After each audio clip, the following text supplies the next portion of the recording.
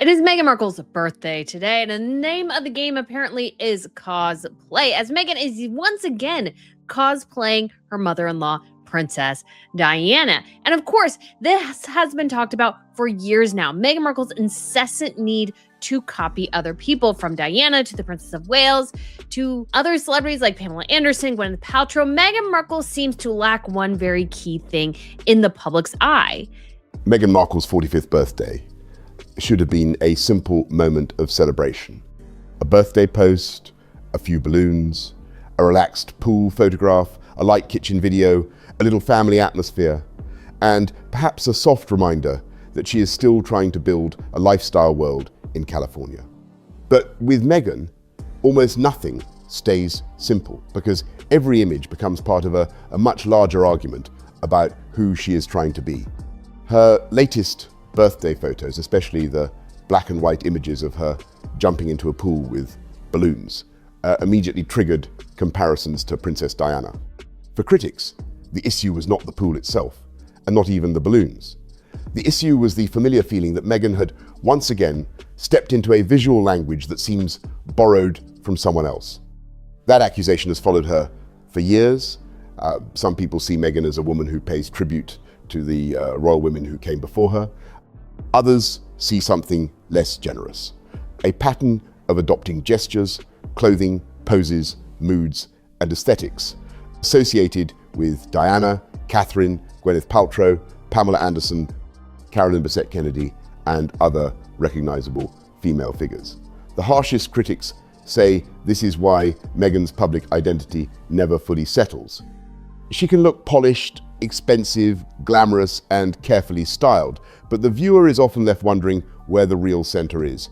Is this Meghan as a former actress, Meghan as a duchess, Meghan as a California lifestyle founder, Meghan as Diana's spiritual successor, Meghan as Hollywood homemaker, Meghan as wellness entrepreneur, Meghan as social media influencer? The answer seems to change from post to post. That is why the birthday pool photo became symbolic. According to reports, Meghan shared black and white photos of herself jumping into a pool while holding balloons as part of her 45th birthday celebration on the 4th of August, 2026. Other posts from the same birthday period included a kitchen video in which he danced in a tiara and a shirt reading "It's Giving Missus," while Prince Harry could be heard off camera, and the couple's dogs appeared in party hats. Supporters saw it as playful and harmless. Critics saw it as self-conscious and overly curated. But the Diana comparison added another layer. Once people began circulating older images of Diana by a pool and pointing to similar body language or composition, the conversation shifted from birthday fun to identity politics. To be clear, not every visual similarity is proof of copying. Public figures are photographed in limited ways. Women wear swimsuits by pools, people jump into water, balloons are common birthday props. Black and white photography is not owned by anyone. Even Diana herself was photographed in countless settings, which means later royal women will inevitably produce images that remind people of her. A fair analysis has to admit that. But Meghan's problem is not one photograph in isolation. It is the accumulated effect. When a public figure is already widely accused of borrowing from other women, every new resemblance is judged against that history. There is a real difference between homage and imitation. Homage takes inspiration and translates it through the person wearing it. It says, "I remember this, I respect it, and I am carrying part of it forward in my own way." Imitation feels more like trying on another person's authority. It says, even unintentionally, if I echo the image closely enough, perhaps I can inherit the meaning attached to it. The best royal fashion tributes work because the tribute is visible but not overpowering. The viewer recognizes the reference, but the woman in the clothes still looks like herself. When the reference overwhelms the wearer, it stops feeling like continuity and starts feeling like performance. Catherine, the Princess of Wales, is useful in this comparison because she has often referenced Diana without appearing to disappear into Diana. People have noted her blue polka dot dress when she presented Prince George outside the Lindo Wing in 2013. And she keeps constantly trying on different ones to see which ones fit. And none of it is particularly working particularly well. And what she has done here, I think, is just so incredibly fundamentally flawed in terms of the image she's trying to project. Now, of course, her fans will love it. Some lay people might like or enjoy it. And even if you think, hey, this isn't the worst thing, it's not in a way.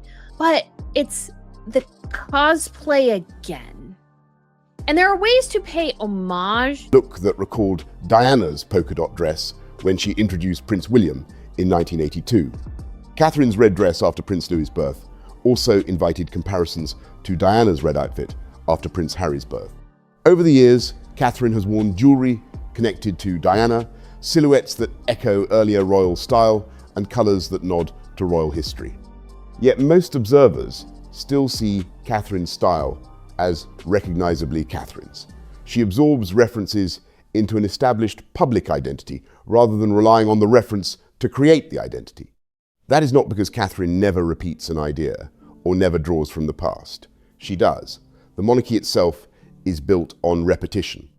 The same balconies, carriages, jewels, uniforms, colours, churches, family photographs, christening gowns, and ceremonial gestures return generation after generation. Royal women especially are expected to communicate continuity through clothing, but Catherine usually does it with restraint. Her 40th birthday portraits, photographed by Paolo Roversi, were clearly inspired by older royal portraiture, including images associated with Queen Elizabeth, Princess Margaret, Victorian photography, and the formal language of the National Portrait Gallery. They were not casual snapshots. They were art-directed historical statements. Yet they still looked like Catherine stepping into her future role, not Catherine pretending to be another woman. That is the subtlety Meghan often seems to miss. When she borrows, the borrowing can feel too direct. The red and purple ensemble that recalled one of Diana's famous color combinations, the casual jeans and white shirt images that invite Diana comparisons, the black and white portrait style, the occasional emphasis on similar body language, the use of Diana-linked emotional symbolism, the visit to Althorpe, and now the birthday pool imagery all feed the same critique. Some of these comparisons may be unfair, some may be exaggerated by people who dislike Meghan and look for proof of imitation in everything she does. But the reason they gain traction is that Meghan has not built a strong enough, independent visual identity to shut them down. This is where branding becomes important. A public figure's identity is not just what she says, it is the pattern created by hundreds of choices. Clothing, photographs, captions, causes, interviews, friends, products, colors, body language, public rituals, and the way she handles criticism. Diana's identity became powerful because she was emotionally legible. She was glamorous, wounded, rebellious, compassionate, impulsive, stylish, vulnerable, and human. She made mistakes, but the public felt a real person behind them. Catherine's identity is different, steadier, more disciplined, more cautious, more institutional, less emotionally exposed. Meghan's challenge is that her public identity often feels constructed from aspiration rather than revealed from within. That does not mean Meghan has no personality. Of course she does. She has clear tastes, ambitions, political instincts, performance skills, and a strong sense of self-presentation. But the public does not seem to agree on what the authentic version is. One month she is the polished duchess in neutral tailoring, another month she is the barefoot California mother making jam. Another month she is a producer promoting a documentary. Another month she is a lifestyle hostess arranging flowers. Another month she is a social media figure jumping into a pool with balloons. Another month she is invoking Diana's memory through family photographs or heritage visits. None of these identities is impossible on its own. Together they can feel unstable. The instability matters because Meghan is trying to sell lifestyle. Lifestyle branding depends on coherence. Martha Stewart means one thing, Ina Garten means one thing, Gwyneth Paltrow means one thing. Even if people criticize those women, their brands have a defined personality. Meghan's, as ever, is still searching for that clarity. It offers preserves, honey, flower sprinkles, candles, wine, and other products designed to elevate everyday moments. The aesthetic is soft. Purely copying. Because to me, purely copying reflects somebody who doesn't really know what they want to be and is just trying on somebody else to see if it works. And we see this a lot actually in Meghan's fashion, because I feel like when I look at Meghan is that she's trying to emulate the style of somebody else without understanding that her body proportions do not match the style she is trying to emulate. And so what she doesn't do is she doesn't take the inspiration and understand her own body dynamics and then reflect that in the fashion. So she's paying homage. Tasteful and expensive. But critics keep asking whether the domestic world is genuinely Meghan's or whether it is another costume she is trying on, because the Duchess role no longer functions the way it once did.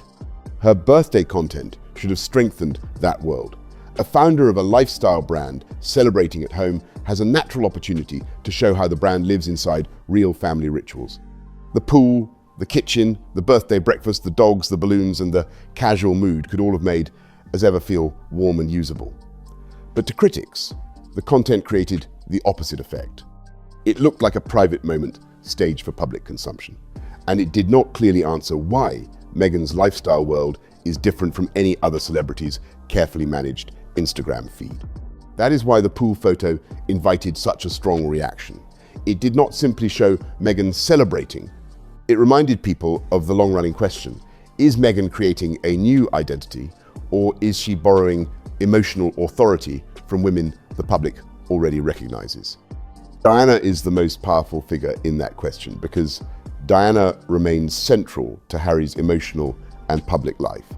Harry has often spoken about his mother, her pain, her press treatment, and the way Meghan's experience triggered his memories of Diana. The Sussex story repeatedly uses Diana as context. So when Meghan's imagery appears to echo Diana, critics see more than fashion. They see a strategy. Again, caution matters. We cannot know Meghan's private intention from a photograph. It may have been innocent, it may have been playful, it may have been a friend taking a picture that happened to resemble an old Diana image. But public imagery is judged by effect, not only intention. If the effect is that viewers immediately think of Diana, and if Meghan's brand has already been criticized for Diana echoes, then the post carries that meaning whether Meghan intended it or not. Public figures at Meghan's level do not get to control only what they mean. They also have to manage how symbols are likely to be read. This is especially true because Diana is not a neutral reference. She is Harry's mother, William's mother, a former Princess of Wales, a global celebrity, a humanitarian icon, and one of the most emotionally charged figures in modern royal history. Any woman married into that family has to handle Diana's legacy carefully. Catherine has done it mostly through respectful distance and small, controlled references. Meghan has been much more closely tied to Diana in public narrative, partly because Harry himself frames Meghan's struggles through Diana's story. That makes any visual echo feel loaded. There is also the question of body language. The source material argues that Meghan often tries to copy not just clothing, but poses, gestures, and whole moods. That is difficult to prove, but it is easy to understand why critics say it. Meghan is a trained actress. She knows how posture, facial expression, camera angle, and styling affect meaning. Her public images rarely feel accidental. That does not make them dishonest. All public figures use performance. But when the performance appears to echo another famous woman too precisely, viewers begin to wonder whether Meghan is using visual memory as a shortcut to emotional connection. This is where the conversation becomes broader than Diana. Meghan has also been accused of borrowing from Gwyneth Paltrow and Goop, from Pamela Anderson's softened homemaking aesthetic, from social media domestic influencers, from old money California style, from Carolyn Bessette Kennedy minimalism, and from Catherine's polished royal restraint. Some of these claims are little more than internet pattern hunting, but together they point to a real branding issue. Meghan has not yet made people say, that is unmistakably Meghan. Instead, many say, that reminds me of someone else. The headband example is small but revealing. Meghan has recently appeared in summery, minimalist looks with headbands, and fashion writers have connected some of her style choices to Carolyn Bessette Kennedy. There is nothing wrong with wearing a headband or liking minimalist fashion. Trends circulate. But when a figure already criticized for borrowing suddenly leans into another recognizable style code. And so then somebody found this. I mean, everything about this pose is basically the same. Everything about it. You're just missing balloons. Everything about this is exactly the same. And it's very single white female. It's very stalkerish. And it's very much Meghan doesn't know who she wants to be. And she desperately, I think, wants to be as beloved as People notice. The criticism is not about the object itself. It is about the feeling that she is still trying to locate an identity through other women's established glamour. The same is true with birthday tiaras, black and white photography, nostalgic childhood images, and, as ever's, soft domestic posts. Each piece might be harmless alone. Together, they create a mood of constant self-curation. Meghan often appears to be asking the public to see her as joyful, natural, elegant, maternal, playful, stylish, entrepreneurial, and royal adjacent all at once.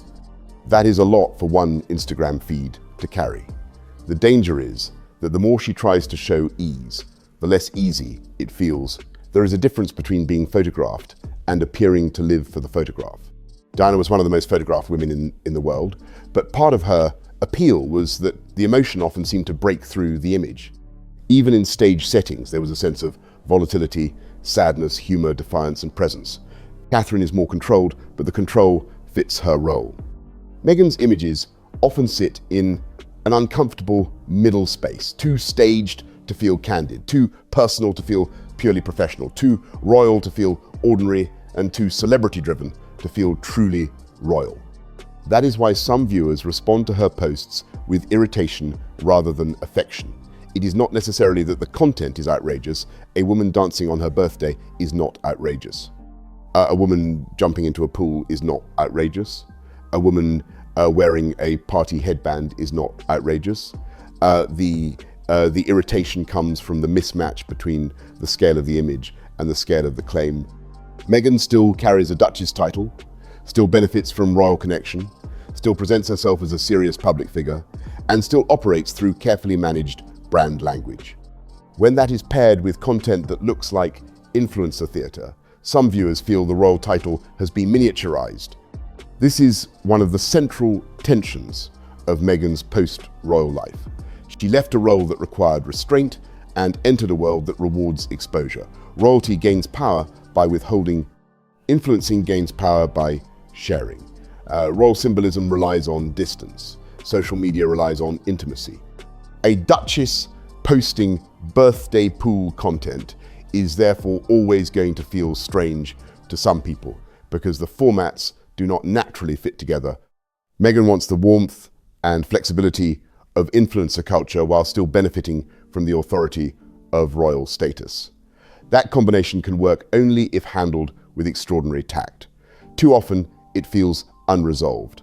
The public reaction to the birthday posts also shows how difficult it is for Meghan to win. If she posts nothing, critics say she is sulking or calculating. If she posts a polished portrait, critics call it self-important. If she posts a playful kitchen video, critics call it forced. If she posts with her children, critics say she is using them. If she does not show the children, critics ask where they are. Some of this is unfair. The audience can be impossible, but Meghan has also trained the audience to look for strategy. After years of carefully timed statements, interviews, product launches, image drops, and symbolic references, the public no longer reads her posts innocently. That is the price of over-curation. Once a public figure appears strategic for long enough, even genuine moments get treated as strategic. A birthday may have been just a birthday, but it lands inside a wider calendar. As ever product promotion, Cookie Queen's publicity, the daytime Emmy nomination for With Love, Meghan, reports about a recent UK visit, renewed discussion of King Charles and the Sussex children, and continuing speculation about Harry's royal future. In that context, a pool photo is not just a pool photo. It becomes another tile in the mosaic. The comparison with Catherine's Homage style, is useful because it reveals the role of discipline. Catherine, the Princess of Wales, give homage to her mother-in-law, but Catherine's style is hers. It's individual. I don't look at Catherine and see, oh, she's copying so-and-so all the time. Like, I don't ever really see that because Catherine is her own woman. And yes, do some of her items sometimes look somewhat similar to the Princess of Wales, like Diana? Sure, that happens. Of course, it's happened over years because obviously Diana was a huge figure. Catherine is a huge figure. You can't totally avoid like the one-to-one comparisons, but I will say in particular when it comes to Catherine has spent years building a consistent visual vocabulary, tailored coats, structured dresses, modest silhouettes, repeating designers, careful jewelry, practical sportswear, and occasional historical references.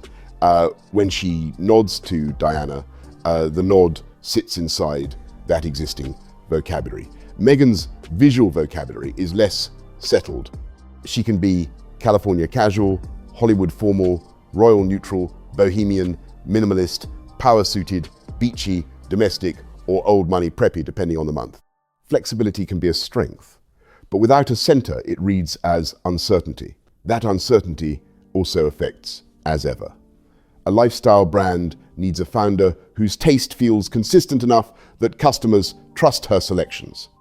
If Meghan's personal style appears to change depending on which icon she is referencing, then her products can feel like extensions of a mood board rather than a life. The best lifestyle brands make customers feel they are buying into a complete worldview.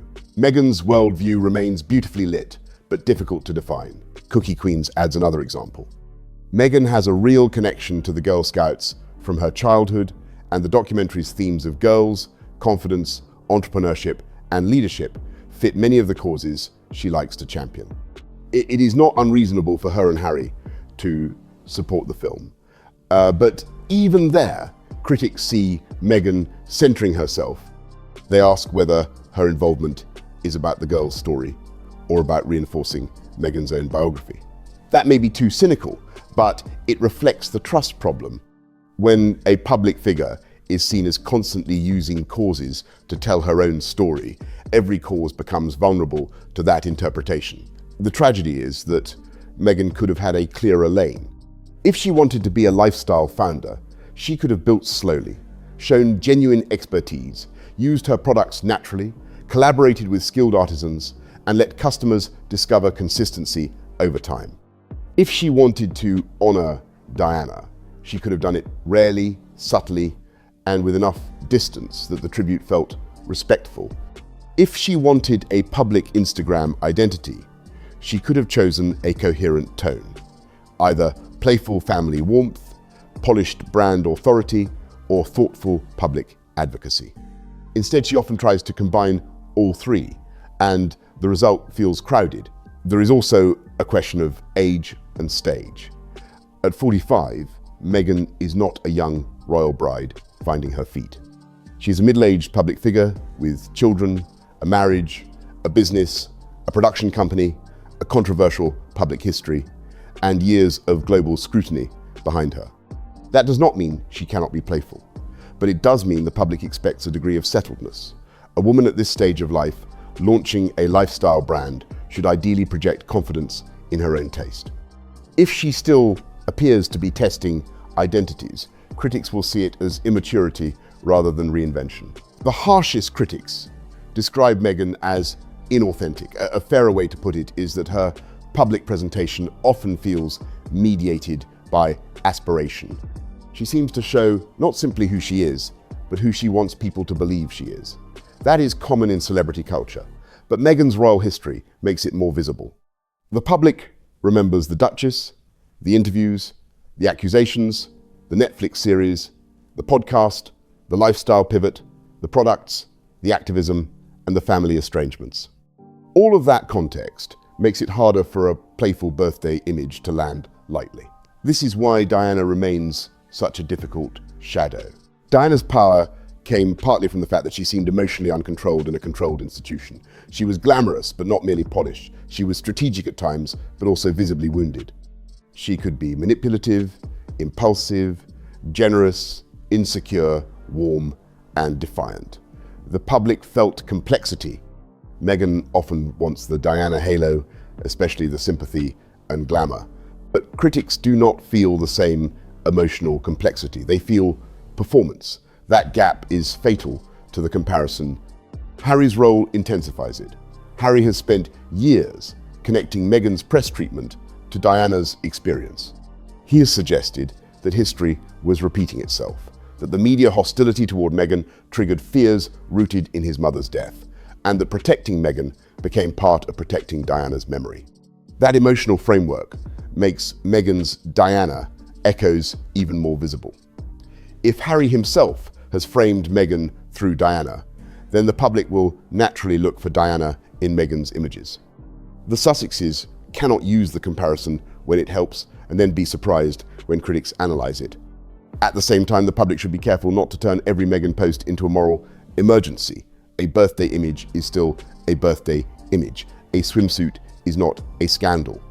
A playful video is not a constitutional crisis. There is a risk that criticism becomes obsessive and loses proportion. She's not really actually creative or innovative. And so instead, all she can do is endlessly copy. There's been a lot of talk that she copied Goop, a lot of talk that she copied Pamela Anderson and other successful influencers for as ever, for her Instagram and all these sorts of things. And guys, I see it. I see it like everybody else. And the reason I see it is because it's just right there. Because I don't know who the real Meghan is. I don't know what she actually likes. Stronger critique is not that Meghan jumped into a pool. It is that the image exposed an ongoing weakness in her public branding. She still has not convinced a large section of the audience that her identity is coherent and her references are organic. That weakness can be fixed, but not through more imitation. It requires restraint, consistency, and the courage to be less universally admired. Meghan may need to accept that she cannot be Diana, Catherine, Martha, Gwyneth, Pamela, Carolyn, and a relatable mum all at once. She has to choose. If she wants to be a California lifestyle founder, she should let the royal echoes fade and build the brand on quality, use, and taste. If she wants to be a serious producer, she should step back from self-display and let projects lead. If she wants to be a public advocate, she should focus on one or two causes and avoid mixing them with product launches. If she wants privacy, she should stop feeding the image machine so often. The uncomfortable possibility is that Meghan does not want one identity because one identity limits her.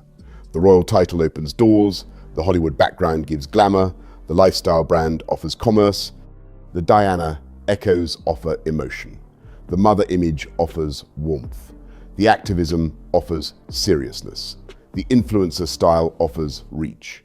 By borrowing from all of them, she keeps many doors open. But a brand cannot live forever on open doors. At some point, the public wants to know which room she is actually in. This is where the influencer economy becomes a trap for Meghan. Influencer culture rewards constant transformation. A creator can be a wellness voice one season, a travel voice the next, a fashion voice after that, and a family content personality in between. The algorithm does not punish reinvention in the same way old institutions do. In fact, it often rewards novelty. But Meghan is not an ordinary influencer starting from zero. She carries the weight of monarchy, tabloid history, royal etiquette, Diana's memory, Hollywood ambition, and a public argument about whether she and Harry were right to leave. That means her reinventions are judged by a heavier standard. A normal influencer can try a new aesthetic and move on. Meghan's new aesthetic becomes an argument about status, motive, and authenticity. That is why the phrase birthday content already sounds strange when applied to a duchess. It belongs to the world of creators, not the world of royals. A working royal birthday is normally marked by a portrait, a formal message, or nothing at all. A celebrity birthday is often marked by parties, friends, and magazine coverage. An influencer birthday becomes a content package: balloons, outfit, kitchen clip, pets, casual caption, follow-up stories, reposts from friends, and brand-adjacent imagery.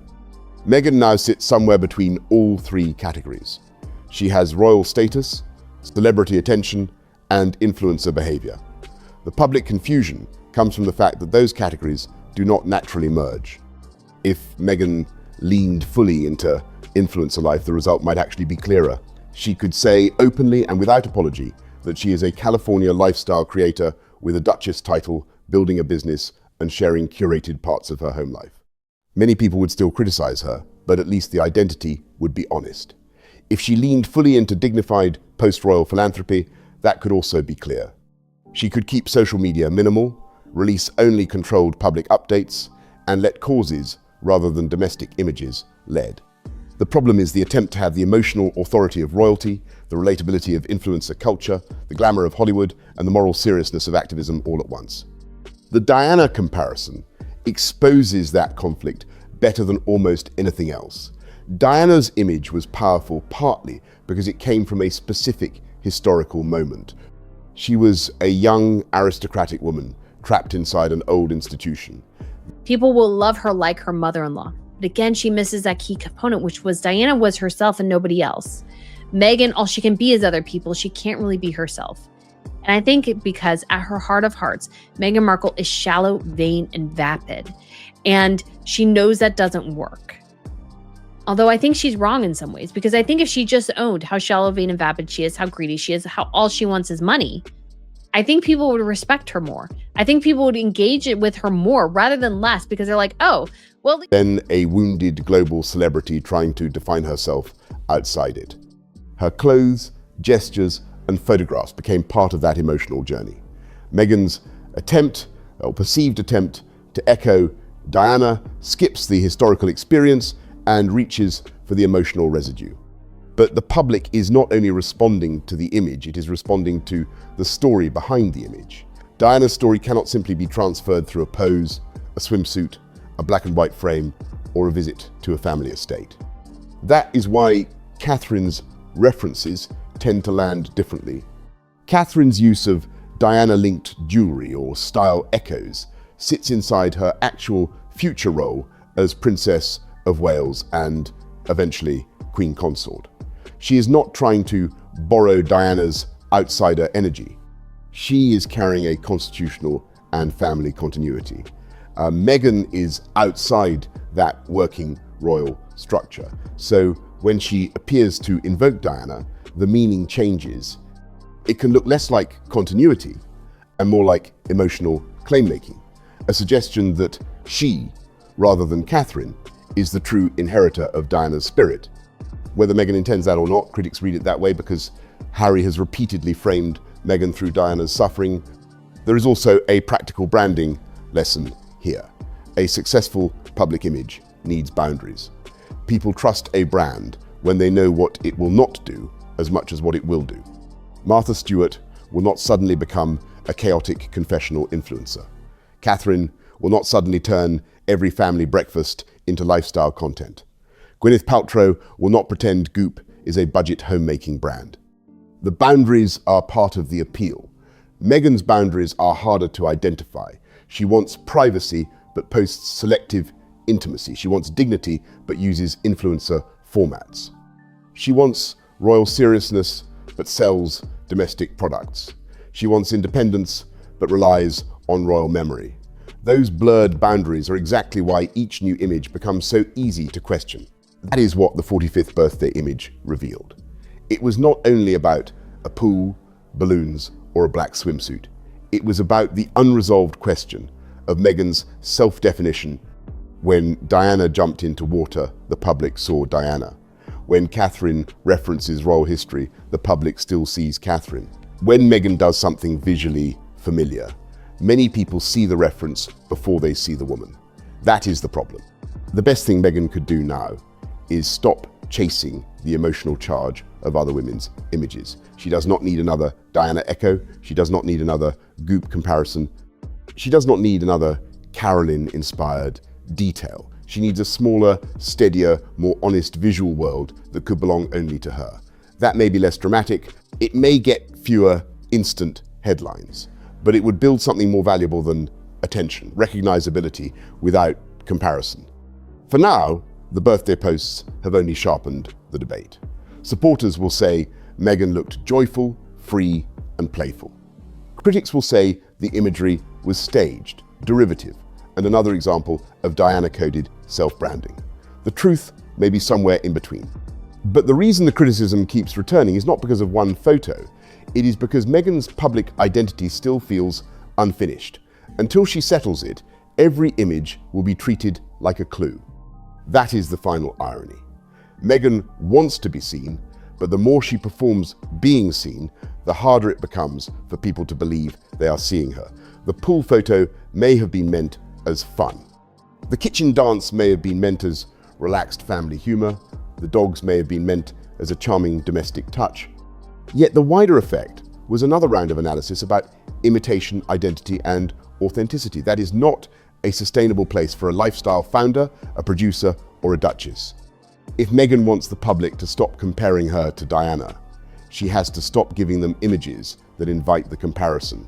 If she wants, as ever, to feel authentic, she has to make it feel less like a borrowed aesthetic and more like a lived philosophy. If she wants her birthday posts to feel joyful rather than strategic, she has to build enough trust that viewers no longer look for the strategy first. And if she wants to be admired in her own right, she has to stop reaching for other women's symbolic power and start proving what her own actually is. Because Diana was not beloved because she looked like someone else. Catherine is not respected because she tries to become Diana. Martha Stewart did not build an empire by borrowing another woman's domestic authority. Gwyneth Paltrow did not make Goop famous by being vague about what Goop was. All of them, whatever their flaws, became recognizable. Meghan's challenge at 45 is exactly that, to become recognizable without borrowing the outline from someone else. Until she does, every birthday balloon, every pool shot, every headband, every kitchen video, and every carefully styled post will keep leading back to the same question. Who is Meghan Markle when she is not reflecting another woman's image back at the world?